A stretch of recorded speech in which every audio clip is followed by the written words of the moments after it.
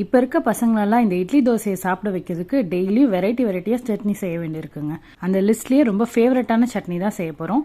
ஒரு மிக்சி சாரில் 6லேருந்து 7 நீட்டு வரமிளகா, அது கூட ஒரு 7லேருந்து 8 பல்லு பூண்டு, ஒரு 10 சின்ன வெங்காயம், இது கூடவே ஒரு 3 பழுத்த தக்காளி, அப்புறம் ஒரு சின்ன துண்டு புளி போதும். அப்புறம் இதுக்கு தேவையான உப்பு போட்டு நல்லா நைஸாக அரைச்சி எடுத்துக்கோங்க.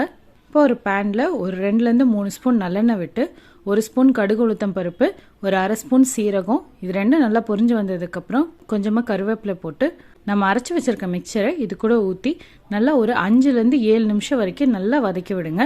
அதில் போட்டிருக்க வெங்காயம், தக்காளி, மிளகாய் எல்லாத்தோட பச்சை வாசனைலாம் போகிற வரைக்கும் நல்லா கொதிக்க விடணும்.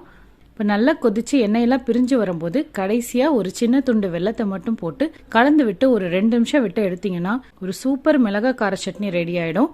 கடைசியாக மேலே ஒரு ஸ்பூன் நல்லெண்ணெய் விட்டுட்டு தோசைக்கு வச்சு சாப்பிட்டீங்கன்னா அவ்வளோ டேஸ்ட்டாக இருக்குங்க. கண்டிப்பாக ட்ரை பண்ணி பாருங்கள்.